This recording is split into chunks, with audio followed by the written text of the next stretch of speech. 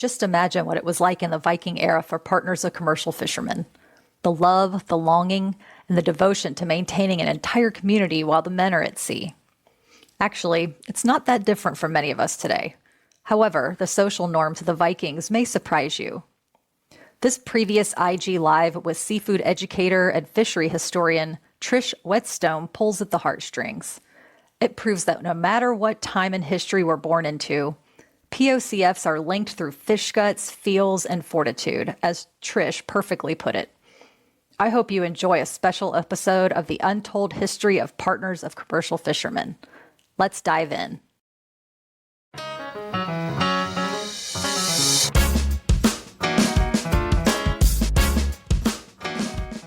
I'm Megan, host of the Partners of Commercial Fishermen podcast.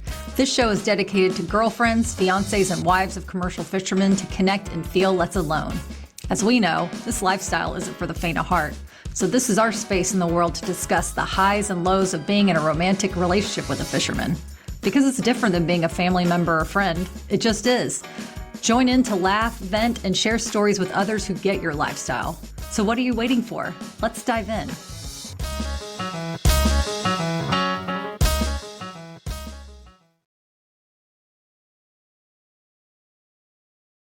Hello, partners of commercial fishermen community. Welcome to a special story time, the untold history of partners of commercial fishermen with our friend Trish Whetstone. Trish is a blue foods educator and a fisheries historian, and I'm going to read this so I don't get this wrong, but she's going to share with us how partners of commercial fishermen would have felt during their certain particular time in history, what expectations were laid upon them by society and communities and their fishermen. So this is going to be a good one. I'm so glad y'all are here, and I'm about to get her on here right now.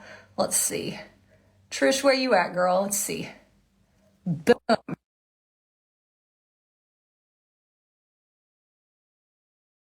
About Trish was, what up, girl? Flip that switch. There we go. Hey. Awesome. I was just saying one of my favorite things that I learned about you was that your first introduction to fishing was actually hearing a sea shanty. And I wanted to know what that moment was like and what is the importance of a sea shanty. Yeah. So one of the things that, a lot of people, when I'm talking to them about my connection to fisheries and working in the fishing industry, is that I am not actually a commercial fisherman. I don't come from a fishing family. I have like my mom was in forestry. Like I don't have really any sometimes people reason to be connected to these seafaring people other than this intrinsic feeling I don't know, past life, we're not sure. But so I think it was, I was quite young. I want to say I was maybe 9 or 10. And I had a friend whose father was a musician and was very into, folk music. And they'd always go back to Ontario to go to these folk festivals. And she brought back some CDs or cassette tapes or whatever at the time, giving it away right now, my age. But, and one of them, I think it was Great Big Sea or a very sort of well-known band like that. And I was listening to this music and it was a really extraordinary just feeling of connection to these stories, because more than, it really isn't just the music, it's the storytelling that they do in these sea shanties. And the intrinsic connection between art and creative expression and fisheries is just prevalent throughout the industry, and it has been since time immemorial. If you look at, historical imagery of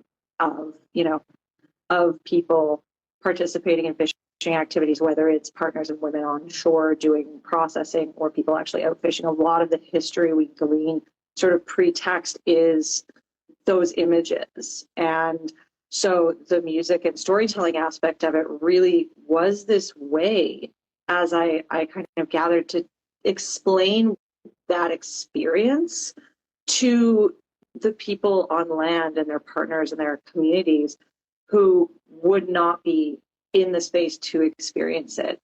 And this really strong longing to share those stories and thus like share that human experience. And it just really spoke to me of that need to connect, and to connect, what is important to you to the people that you care about, so they understand. And I mean, also just being a person who grew up on the water and was, so connected to seafood through like food culture. As a kid, I just had this feeling of like, wow, this is the human side of what I experience when I go to the market. These are the people, these are their stories. And it was just filled with so much passion and longing and heartache. And like I've said, like we've talked about before, and I've joked about that, like fishermen, like sea shanties are like emo of the sea. It's like fishermen are the emo kids of the sea. Like there's a lot of feeling that comes out of that. And yeah. I want to coin the phrase SEMO, which is brilliant. Also, Trish title, which is Fish Guts, Feels, and Fortitude. And I don't know if that could have ever wrapped this up any better than that, which is amazing. And also, I've been super excited, as you can tell, as I'm dressed in a period piece. And anybody who has comments or questions, please leave them in the little comment section. We'll get to them. But yes, sorry to interrupt. But yes, the emo-ness. I love and just for the record, I am not in any way diminishing the value of that. Like as a solid early 2000s emo kid, like I still rock the side bang, no shame, follow boy forever. Like I feel like, art and music is, the purpose, one of the greatest purposes of that is to share your expression and share your love for something, or just share your feeling and your connectedness to something. And in this case, to have it be connected to something that is a vocation and is a food source, which is like not only that, but like that directly translates into the feeding of communities and the feeding. Yeah, thanks, Julie, emo forever. But and like just that health and that nourishment of the communities. And like sea shanties, if anybody's ever like done a deep dive into like maritime folk music, like they span the board. It's like there are really deep pieces, like there are some incredible, like really ancient historic songs. I found a song that is like a traditional, I mean, it's a reinterpretation, but it is like a traditional Viking song. And I went, into like trying to dig out the translation, and it's like a mythology song about how the sea became salty. And it's like, these are not, it's not new to be creating art from that inspiration. And also because, like I've talked about before, the sea is such a mysterious place, which lends honestly to why I think a lot of the time seafood is like the forgotten food, because you don't see where it comes from. And also, I mean, the sea does, because it's unknown or like unknowable to most people, it inspires a certain amount of fear. So by creating these myths, these stories, these legends, it made it more explainable and accessible, even to themselves. Especially if you're out there for, God knows how long it can. I mean, now it can be a few days, could be a few weeks. Back when people were like rocking from, Scandinavia or Europe over here, over to the Grand Bank. I'm not even looking at it right. No, other way, guys. From, Europe, like that Northern European region over to the Grand Banks of Newfoundland over here. It's like, that's not a 5-minute. You're looking at months and months and months at sea and away from your families, from your partners, from your connective spaces. And you have to find a way to cope with that, and creative expression is such an incredible way to do that. And from historic to the modern day, that's still seen, because this music is still being produced in new ways. Like there are new sea shanties being written by men and women, which is really fascinating, because for the most part, I haven't been able to find a lot of record of music or folk art, folk tales that's been actually penned or created by the women of the industry, or involved in the shore side of the industry. It's mainly been by men. So it's interesting to see now a lot of women actually starting to write some of their side of of this story. Yeah, which is really, really interesting.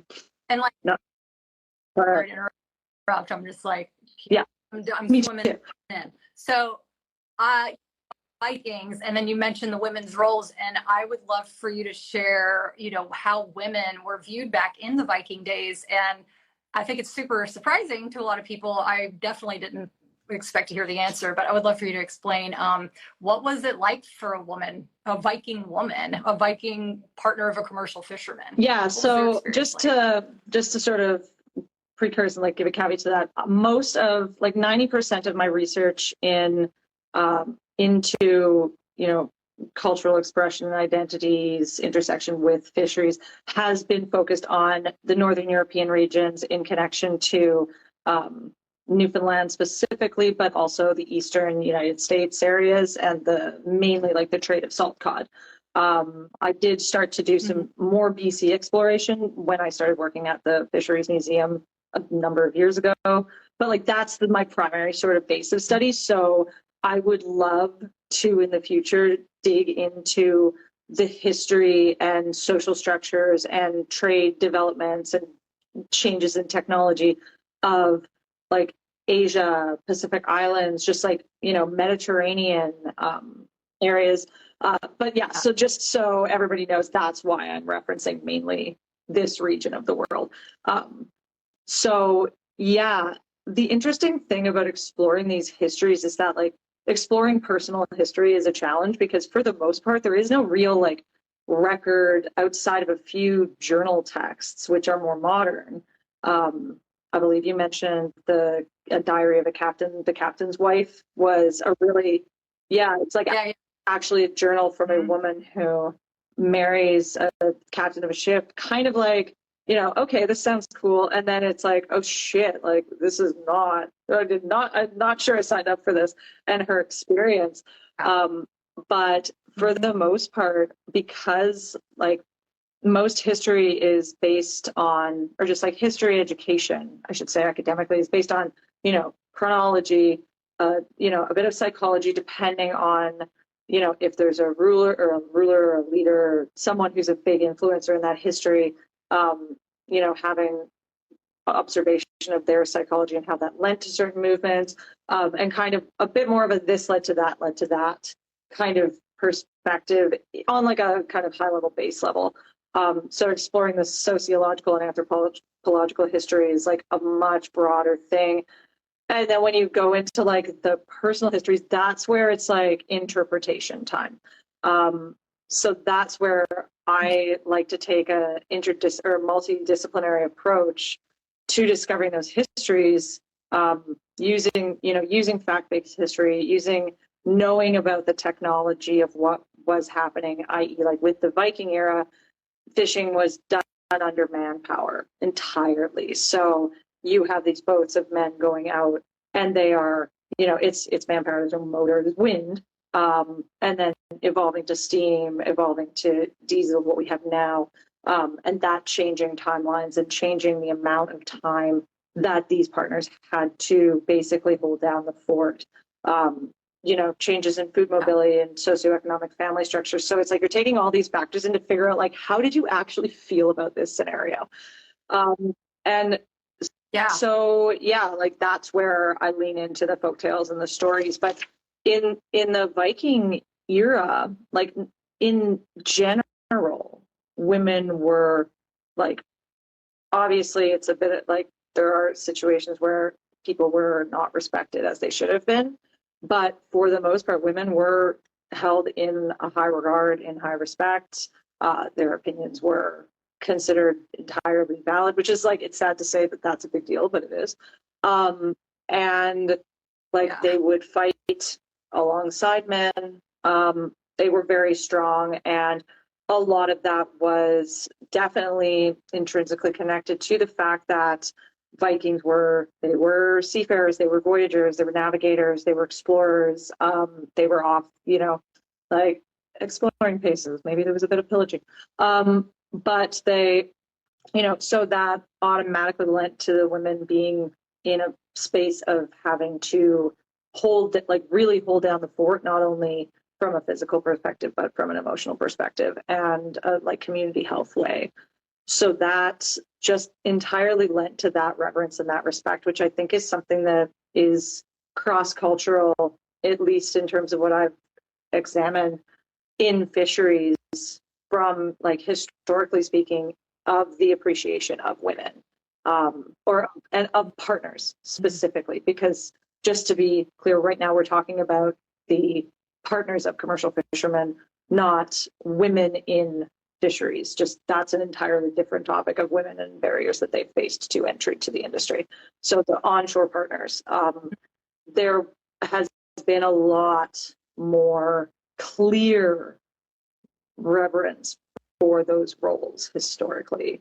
Like there's a huge difference between this perspective of, you know, a male figure wanting, you know, who is the breadwinner, wanting you to be kept, as opposed to, in this case, them needing you to be capable, which, and having a huge respect for that, which is just a completely different thing. It's like, you know, not only do, you know, does your partner want you to be there, be supportive of them, but also it's like you need to be capable of handling the homestead, the food security for that homestead while they're away, money if that's a factor in those small communities, or if it's bartering or trade or whatnot, be able to have that, you know, that foresight to manage those resources. And then child rearing, which is not the smallest factor. And I said, and then child rearing, which is like a whole other thing, which I'll talk about in a minute. Yeah, and it's like child rearing, but also like we were talking about, like birthing the crew for the future, like birthing the community so you can sustain it. Literally, and that is like such a huge piece, I think, in terms of looking at the difference between the value of the partner, the value of that domestic work, then as opposed to today, because like that had the reliance on family and community in order to successfully have a fishing season. Like it wasn't just, okay, you go out. No, I don't want to say just, because that is like a bit of a diminishment of the current industry, which not at all.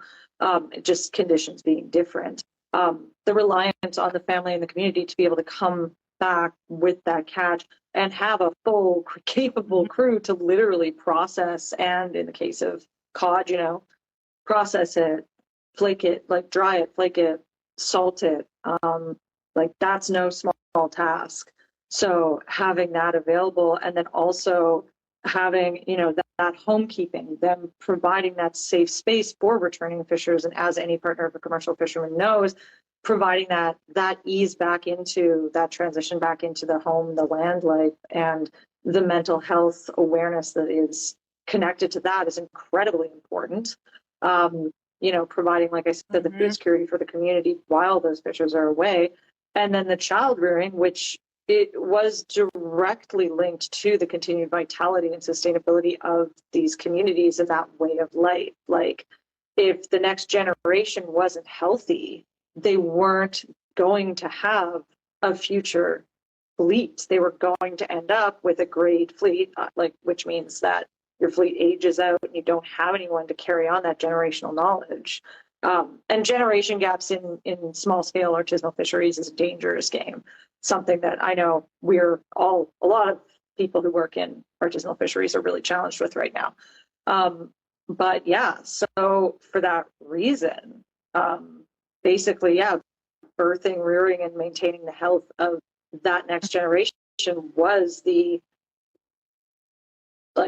key to sustaining that way of life in those communities. And because of that, there was a high regard for that domestic work and for those partners, and the importance of that. And like in Newfoundland, there's I think it's from Heritage Newfoundland Labrador, and it's just an essay on the roles of women in fisheries, and partners are very connected to that in commercial fisheries, and saying that in the 1800s, which was mainly the period of study of the inshore fisheries, which was small fishing boats under 30 feet within Like it was like 30 miles, 50 kilometers from shore.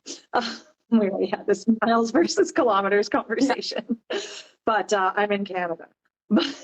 um, but yeah, so the awareness and the recognition that women, it was said very clearly that women shouldered half or more than half of the workload, and that's like noted in a academic context is like it's important to state that value. So yeah.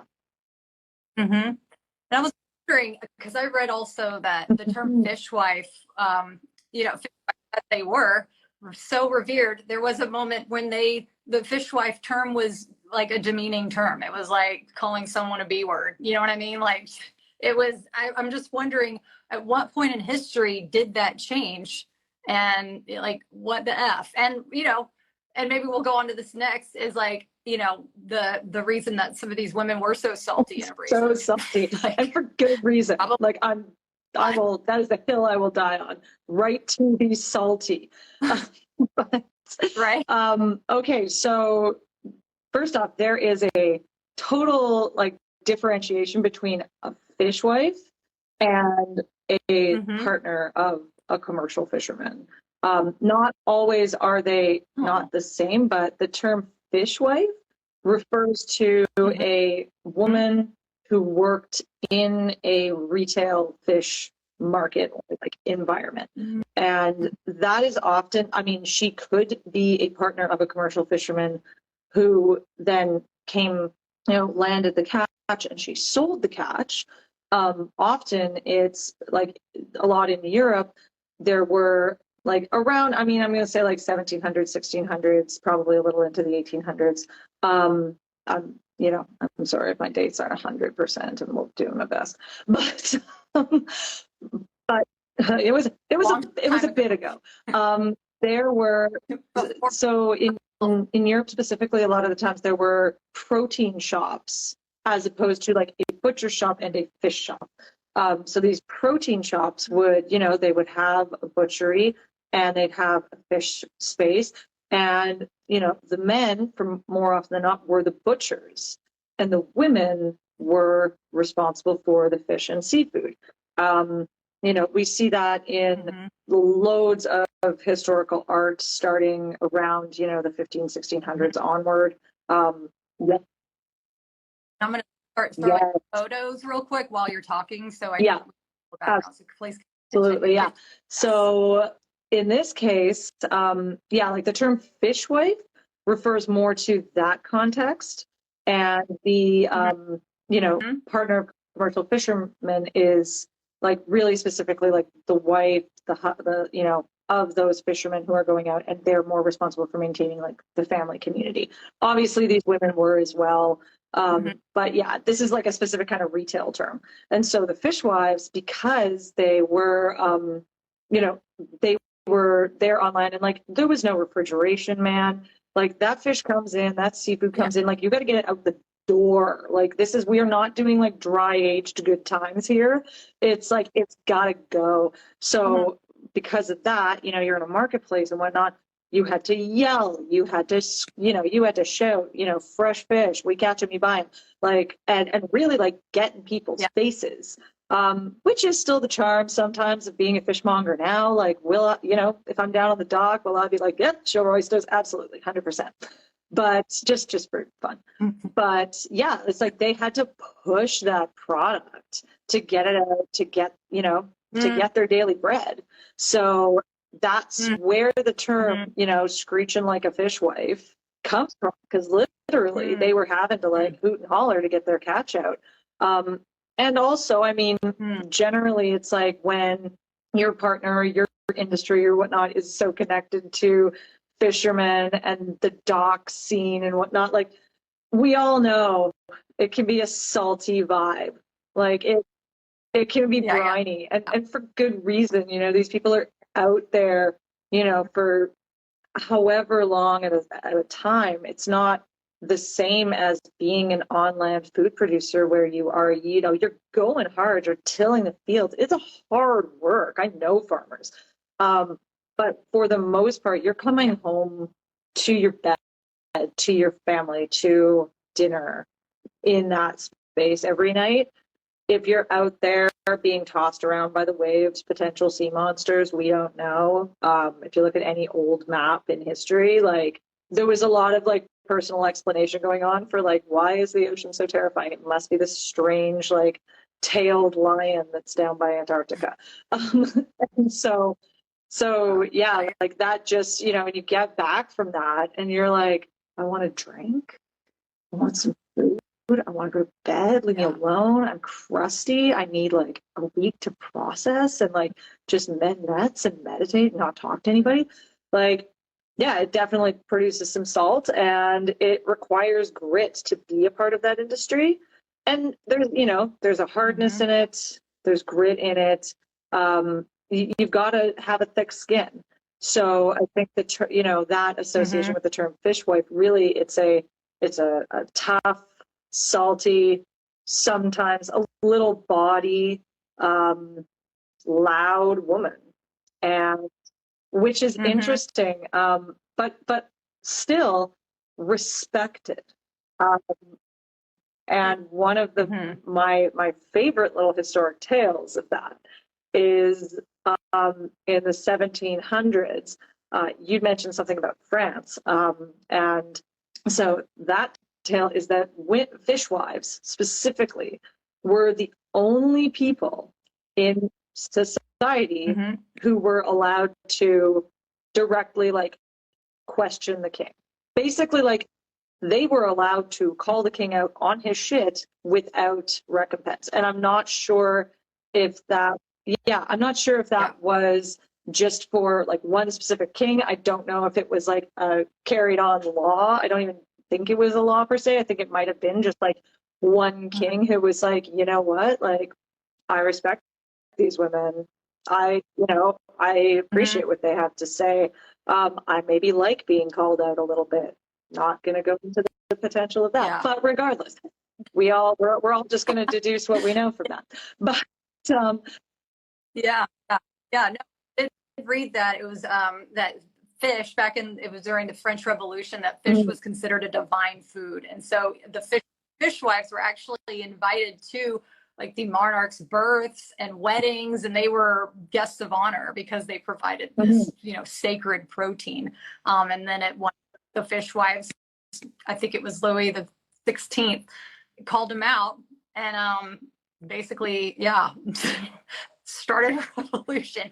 I might need to deep dive a little bit further, but that was kind of the consensus, was what the French Revolution was possibly ignited a little bit from the fishwives feeling like they weren't being treated fair and the economy was suffering, and they were like, you need to do something, and we're the salty biatches that are going to say it. No, and we're absolutely. And I mean, I haven't personally, I haven't dug that deep into that side of it, but I'm going to now because I must. Now I have to. Like the rest of my weekend, it's like take everything off the docket. This is priority now. Sorry, boyfriend. But like because that is really interesting. And you know what? That would not in the least surprise me, just in the way that, you know, if you have these people who aren't afraid to speak up, sometimes having people, particularly a group of women, you know, throw down and say, you know, this is not okay, and we're going to call it out, can give empowerment and fortitude to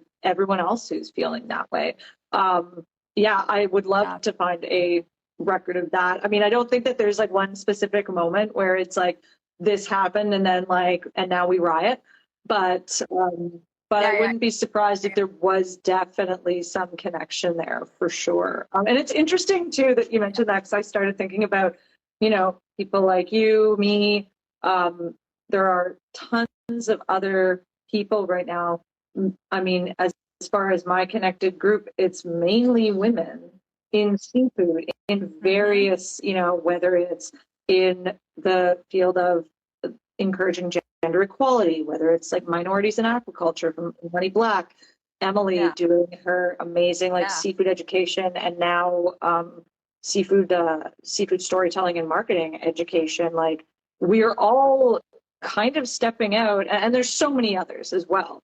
we're all kind of stepping out in our own ways, bringing our own talents and gifts to the table, and being like, okay, we are going to shout about seafood, and we're going to make sure that everybody knows that it's like how amazing it is, that it's the perfect protein, that it's a viable, sustainable food source. It hasn't been acknowledged enough as that. And we need to save our fleet. It's like, we're shouting, and who's shouting? It's the women, of course, as usual. Yeah, it's so true. Yeah, shout out to Julie with seafood. Yeah, the Sage Seafood podcast, like, or the Con podcast. It's been such a huge platform for us to support each other and uplift, and it's just been amazing to hear each other, our opinions, because it's off the cuff conversations. You can gain a lot more than sometimes just writing, because then exactly. You know, like, how many times do we edit our writing, Megan? How many times I'm like, dang, I shouldn't have interrupted Trish right now. I wish I could delete that. But this is how we roll. This is how it rolls. But honestly, I mean, I think the saltiness, I experienced that even with Pacific Marine Expo this year. The first year I went, I was super timid. Like, what is this world that I don't know about? I don't belong. Like, I'm just a girlfriend, and then 7 years later, and I'm like, what the F is going on? Like, all these women are like, all right, hold my drink. We got to do this. Let's roll up our sleeves and like get after it, because our men are so busy working and doing their jobs, like, trying to stay alive. Trying to stay alive. And we're trying to, on the back end, the women are doing not only the child and the home, but they're also having to do the shoreside support, which is the managing the money, but also having to deal with all new policies and the headache of having to go through the BS for all and be on top of them constantly. Yeah. It's just, it's frustrating. So, I mean, as my own self, I'm feeling saltier than ever. And I want to know how to like make that salt is something that is, it's hard not to get fired up, I guess is what I'm trying to say. It's like, because you want to speak up for all the people and all the women that can't speak up and that have in the past have had these burdens. Yet, like, I guess the big question is kind of a heavy one, but what, lessons from the past do you feel are most valuable that we could bring into our future? Of course. I mean, I think it's very challenging because our present is so different in structure from what these women and these fishing communities were like in the past, because of the globalized food system, because economically it is so different. It's so difficult to have, one breadwinner and one partner at home being the shore support. And because of that, it has, I mean, not only because of that, but it's a huge driver to the devaluation of domestic work, because it's now this like kind of like, it's like, like the value of the paycheck versus the value of the shore support. And when I say that, I basically just mean like domestic work in general, helping manage the business, like you said, maintaining the awareness of policy, sheltering, everything. And so, because of that, like economic necessity now, you're like pitting against the value, and it shouldn't be a competition. It should be like, this is valuable, that's valuable. So I think if anything, and part of the saltiness definitely comes from that need to be stalwart as a partner, like the need to maintain not only like when your fisherman comes home, as well as if you have a family and children, the mental, emotional, physical health of those people, but also of yourself. That is a shitload of work, and it's constant. And so, one thing that we do have in modern time that perhaps, I mean, I don't want to say wasn't accessible before, because if you were living in a community and all of the women were, connected by the fact that all of their husbands were fishermen, then you had that community support already. Another thing that's been removed from the value in this in this day and age, is that like really connected community support because of economics and globalization, capitalism and patriarchy. But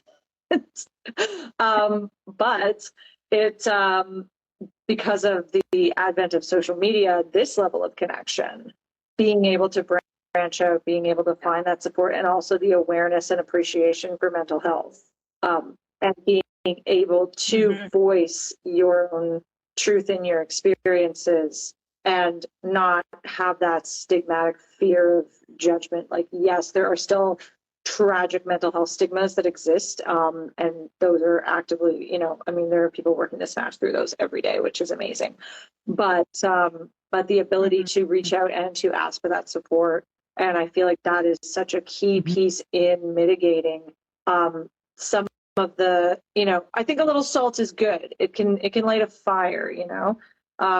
I am not opposed to some salt, but it's when that salt gets acrid and turned inwards and starts to erode you as opposed to add to you, that's when it's like, okay, having the awareness and the comfort to be vulnerable, to reach out for support from your fellow partners of commercial fishermen, to be able to have those conversations with your partner too, and just be like, hey, this is how I'm feeling.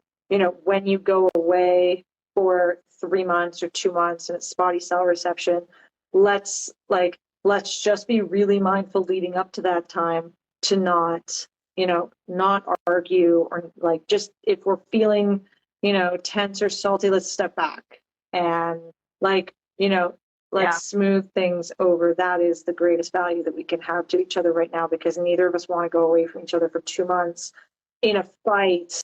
And then have, it's hard enough when you have a fight with your partner and you go home, they go home, and you don't see each other for 2 days. It's like your brain goes some places.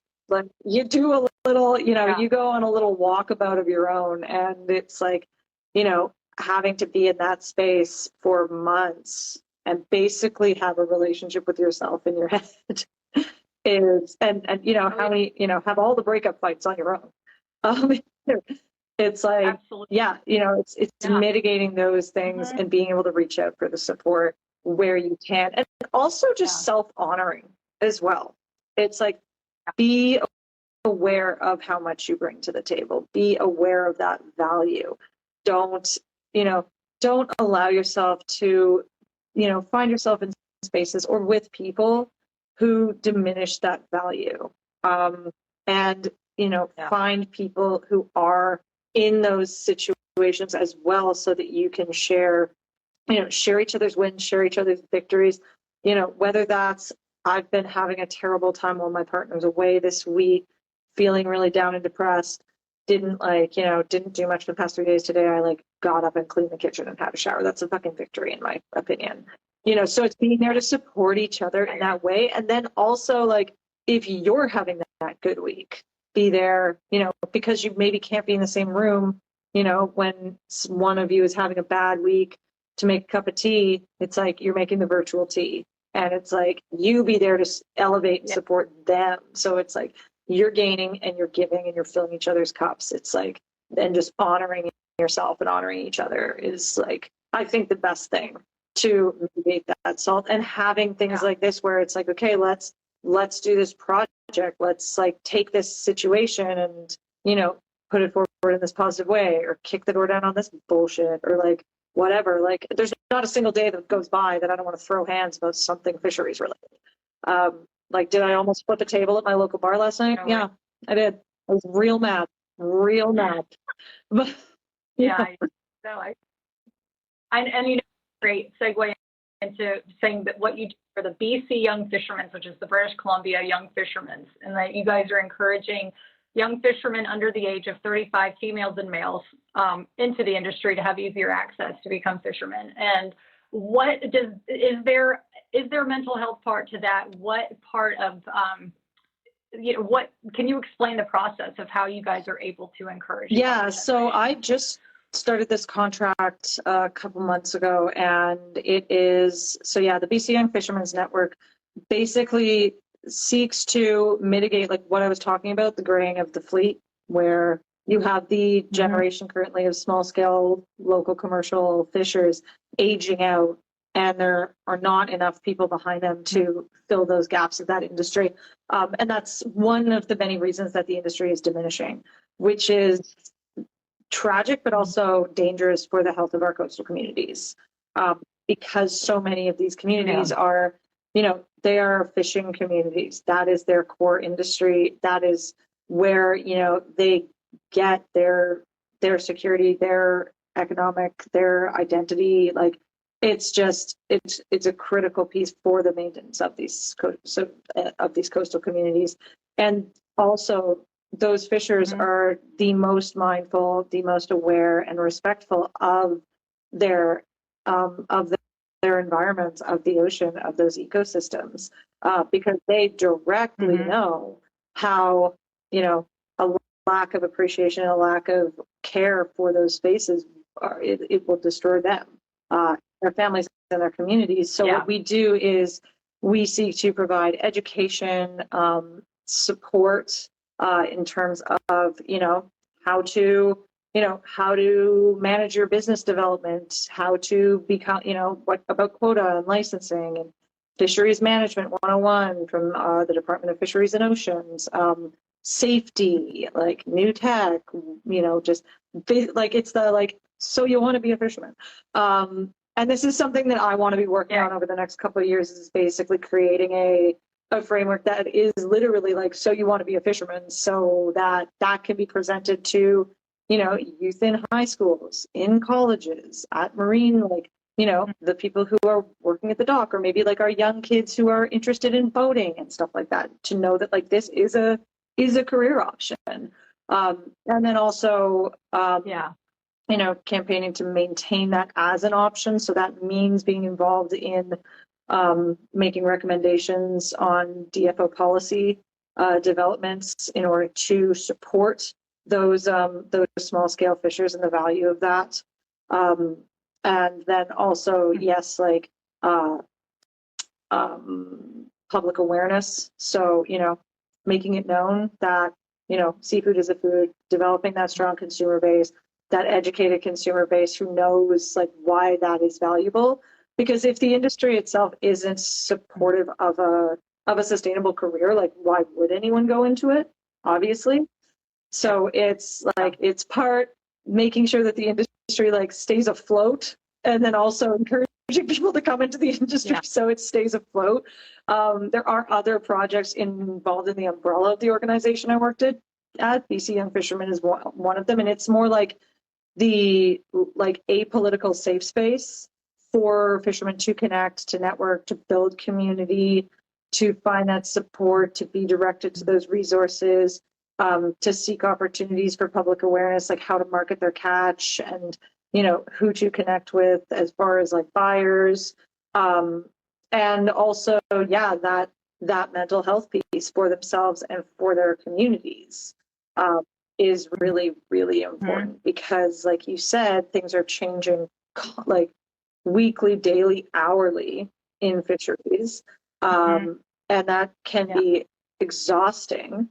And sometimes you're faced with these, seemingly insurmountable challenges that are economic, that are emotional, and it's like, how do you navigate that? How do your families navigate that? Because it isn't just the fisherman; it's then, it's that person, and that shaking, and that, that threat to their livelihood, but also their, like, heart-led vocation and identity, and the translation of that in mental health terms can be devastating for the community and for the families and the partners, if that isn't, if there isn't a groundwork of awareness and safety, like safe space for vulnerability, and also awareness from them that they have that space and that respect, to be that.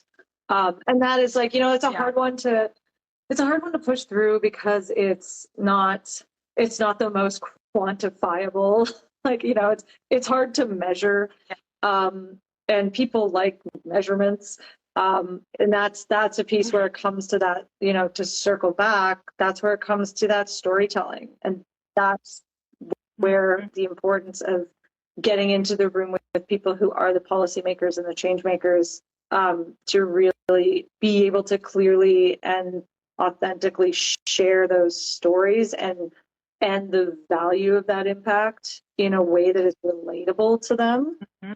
Like I had a conversation with myself, a fisherman, a member of parliament the other day, and it was like I was talking about this, and I can't remember exactly what the specifics of it was, but I like related it to like a soccer game because I was like, stalking his Instagram before because I'm like, all right, who am I talking to here?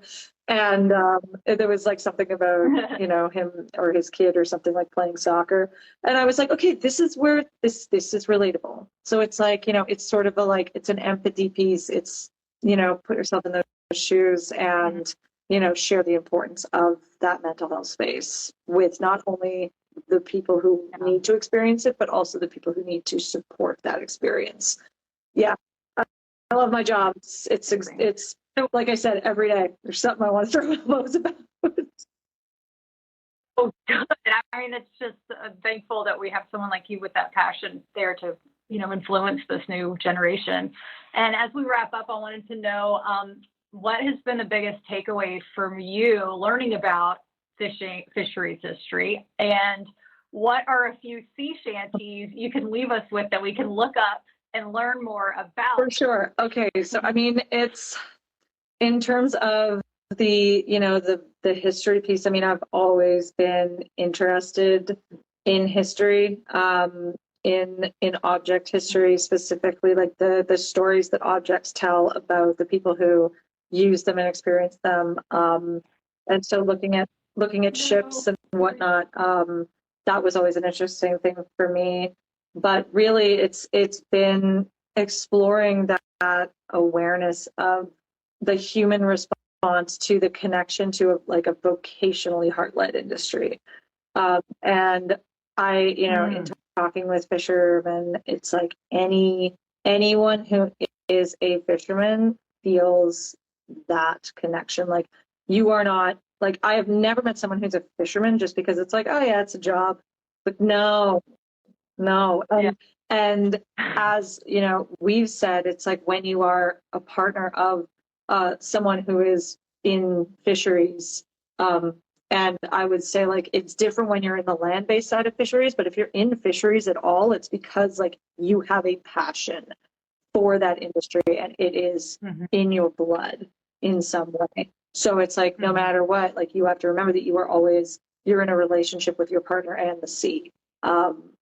And feeling and seeing that through the history, through the art expression of that history has been just like such a fantastic and amazing exploration for me in terms of exploring just interdisciplinary awareness of how to look at the past. And there've been some like really impactful, like sad bitch moments. Like how many times have I cried over the cod moratorium and impacts of those communities in Newfoundland? A lot. Like I've definitely cried more about that than I have about some breakups. Like a lot more. Because it's devastating to experience like the awareness of how much that can take someone's soul. And so knowing that and being able to turn around and have a role like I have now and work with people like you and all of our, women of seafood connection who are, being the shouting fishwives, it's like we do have this ability to go like, not again. Like this is not happening again, not to our communities. So that's really powerful.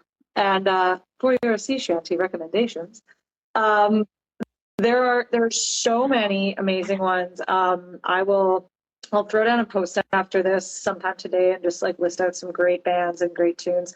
But the ones that I would recommend right now. So for a soulful, heartfelt, like classic shanty, that is, it speaks to the love of the sea. It speaks to the longing. It speaks to the stalwartness of women. It has, the minutiae of the industry as well as the greater swells. Wave Over Wave by Great Big Sea. It isn't an original Great Big Sea song. Like that's a thing as well. It's similar. Sea Shanties kind of have a similarity to like jazz standards. It's like a lot of times like they were not written by the band performing them. They could be interpretations from ages ago. So there's that one. That's the high level sea shanty. If you want to have a great cathartic experience, I shared this one with you the other day. The Once is the band, and the song is called Three Fishers. That's an if you want to have a good cry song. And then there's literally stared off into the distance. Like after I listened to that, I was like, you said that you were like, I needed about 10 minutes of processing time. I'm like, yep. Exactly. And then another song from the Once that is a little more uplifting, and again from the perspective of the woman, of the partner. It's called Charlie's. Charlie's, Charlie. And then like these ones, these I wouldn't say are like traditional sea shanties per se, but they are from a Newfoundland band, and all of their songs for the most part are related to that experience of the sea and being connected to the sea and the impacts of that. And then for another one, which is the humor piece, this is a new song written by in more recent times. I'm not sure. It's definitely within the last 5 years. And I was listening to it last night. I can't off the top of my head remember the name of the band, something that starts with a B. But the song is called Twiddle. Yes. Oh, nice. It is quite, yes. Right. It's a little bit cheeky. And it's definitely, it's definitely a little bit of a female clap back to them sailors with a girl in every port. So it's a goodie. Flip of the script, the old untold story. Pretty much, and there is so much, there is so much untold history in the sense of it being that traditional history, which is why it is so fun to go exploring into, other ways of interpreting this history. And I just feel such a huge gratitude that the sea is such an inspiring place, and that fishermen as a people and as a vocational culture are, have always leaned into that and expressed themselves creatively. And in that way, I know that a lot of times it's like, okay, these women were clearly respected, revered, their roles were important and valued, and Were they actually telling them that? Were they? Right. So, right. What were the and of these fishermen and the women? Because even in modern times, like I've expressed in the past, like when Chris comes home from Bristol Bay, I have this expectation that it's going to be like butterflies and rainbows, and homeboy just wants to take a damn nap. Like, bless his heart. Like, I get it, but it took me a while to realize that it wasn't me. It's not personal. This is a man who just worked his ass off and like needs a damn break. And I just, like we were talking about, it's just amazing to think what the connection was for the women and the fishermen after they came, like in the Viking era, came off the boat, and they're like, all right, now it's your turn to sell and gut and deal with all the fish while I decompress, and we'll connect maybe at some point before I go out again, maybe. It's like, then you're like, okay, great, thanks. So it's like to at least be able to gather the awareness of that reverence and that honoring and respect from these creative expressions and from these artistic expressions is wonderful. And may I add, I feel that, after the last post that I wrote about, being a fishwife or being a partner of a commercial fisherman and the tides that bind, and, standing on the shores and feeling completely terrified that my husband would, die. I mean, that's something we always think about every day, which is not normal for many women. But, at that particular time and place, I was terrified. I thought, okay, can the Coast Guard get him? Can I meet him in a different harbor? And then that's when it struck me that no matter how much we progress as modern women, that fear is something that was always inside of us. And what we can do as modern partners of commercial fishermen is go into that mental health space for us. What can we do to break that? Like we can control this, like in a sense of we can control ourselves from spinning out of control, you know. And that talk that we had with Kate Kripke last week or 2 weeks ago was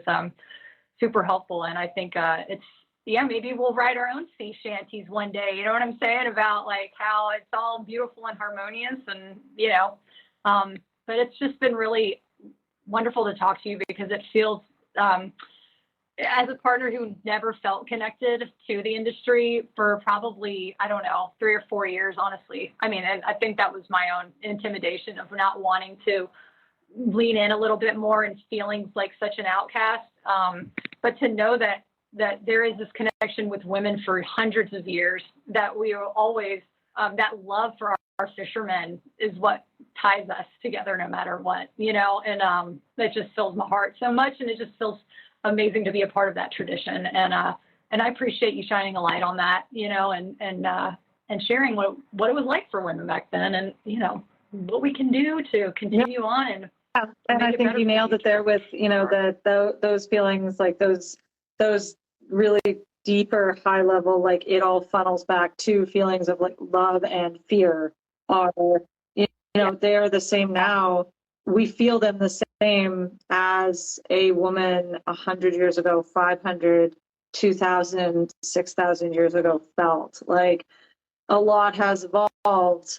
That core experience of everything that funnels into love, everything that funnels into fear hasn't. So it's how can we change, or how can we, you know, evolve and grow our relationship with it, so that, you know, so that we can do better for ourselves, so that, you know, we understand that lack of control, and we don't, you know, we don't push down or pretend to not be afraid, because that, you know, that fear, it's like, that is an expression, that's a physical manifestation of the value that you hold for that love.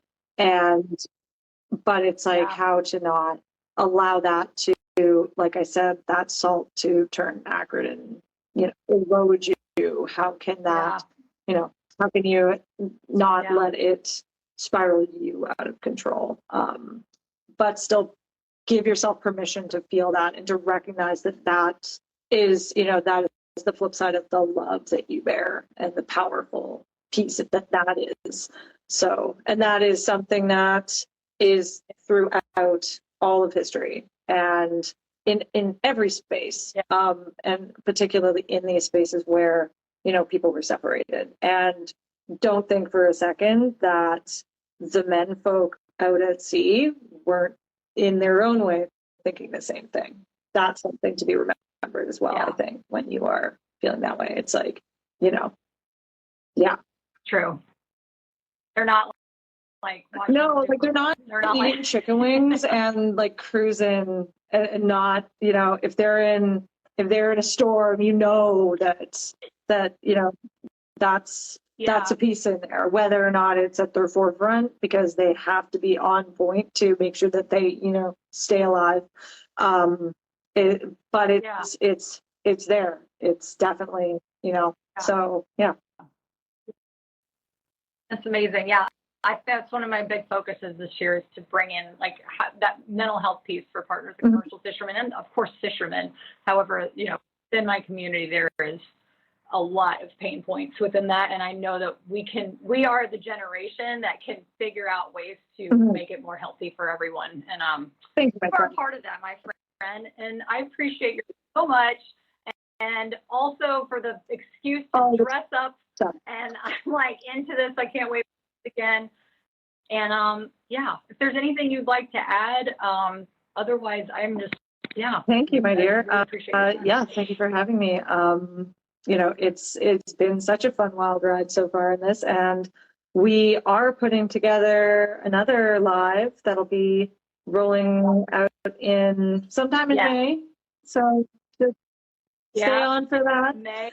And keep an eye on Megan's. I'm just we're going to talk about the identity piece, and how it can, you know, how the identity of being a fisherman and a partner of a commercial fisherman can really be rocked when it's in the off season, or whenever you quit fishing, or maybe the season's canceled. Like, what does that do to a psyche? How, what is that identifying piece, and how can we work through that where we're not feeling worthless because we're not on the ocean, or, the season, it's off season, like we're not really feeling like ourselves, like how to handle the transition between seasons, or even career changes, you know?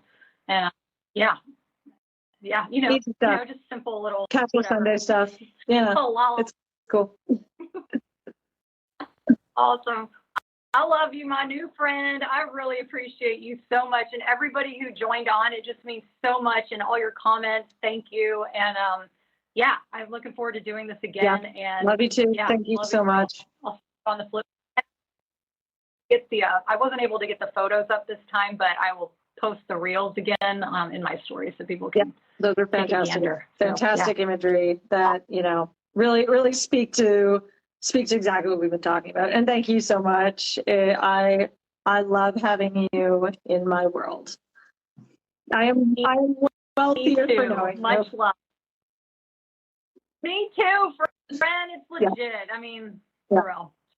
So I love you. I'll talk to you on the other side, but thanks everyone for being here.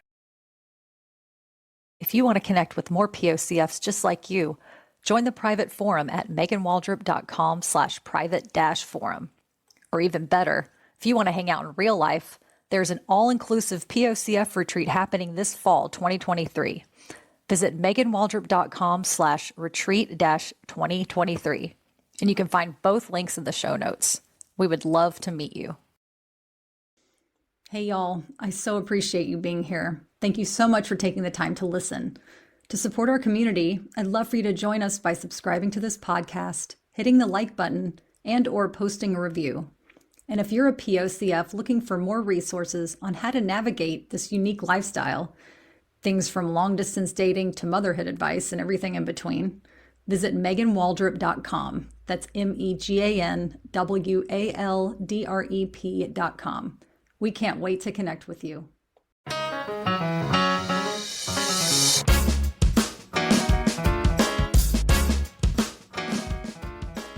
Thanks for listening today. Being here means you're a part of the POCF family, and we wouldn't be a community without you. I'm Megan, and this is the Partners of Commercial Fishermen podcast. As always, much love, POCF pride, and remember, you are not alone.